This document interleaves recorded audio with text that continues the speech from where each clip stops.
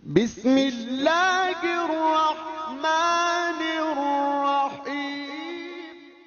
Kisah kedua yang saya ambil dari kitab Nawadir menceritakan tentang keutamaan berdoa di malam hari. Dikisahkan ada seorang pria membeli seorang anak laki-laki untuk dijadikan pembantu. Anak laki-laki itu berkata kepada seorang pria yang mau membelinya itu, "Wahai tuanku, saya ingin 3 syarat dari Anda. Syarat yang pertama, Anda tidak melarang saya dari sholat jika sudah tiba waktunya. Syarat yang kedua, Anda mempekerjakan saya di siang hari saja, tidak mempekerjakan saya di malam hari. Yang ketiga, Anda membuatkan saya kamar yang tidak bisa dimasuki orang lain, kecuali saya."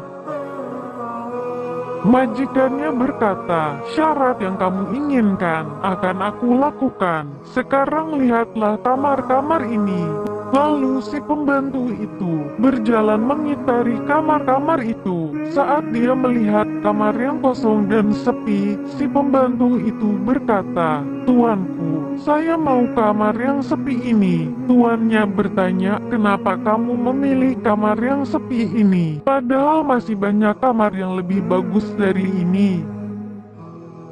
Pembantunya berkata, "Wahai tuanku, apakah Anda tidak tahu sesungguhnya kamar sepi akan terasa ramai dan dihiasi taman-taman jika penghuninya selalu bersama Allah?" Saat malam tiba, si pembantu itu mengisi kamar yang dia pilih itu, dan di malam berikutnya tuannya mengadakan pesta. Ketika pesta usai dan malam sudah larut, tuannya berkeliling di sekitar rumahnya. Ketika pandangannya tertuju ke kamar pembantunya, dia terkejut luar biasa karena ada cahaya seperti lampu tergantung dari langit tepat di atas kamar pembantunya, sedangkan si pembantunya lagi bersujud dan bermunajat kepada Allah.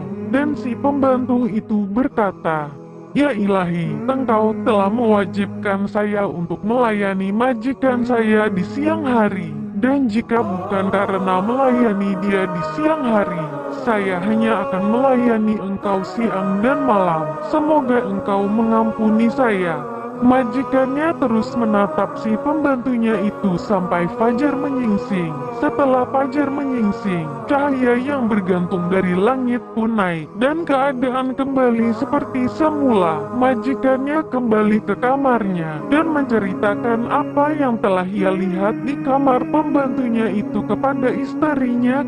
Ketika malam berikutnya, si majikan dan istrinya kembali mengintip kamar pembantunya itu, dan keadaannya sama seperti apa yang kemarin dia lihat, yaitu ada cahaya yang bergantung dari langit tepat di kamar pembantunya, dan si pembantunya lagi sujud dan berdoa sampai subuh.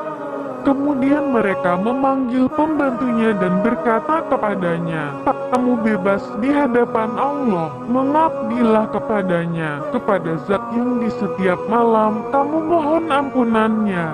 Dan mereka mengatakan apa yang mereka lihat tentang karomah yang Allah berikan kepadanya.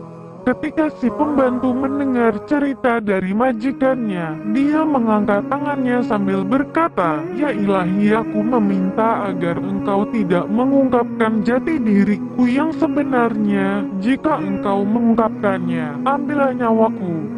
Setelah berkata seperti itu, seketika si pembantu jatuh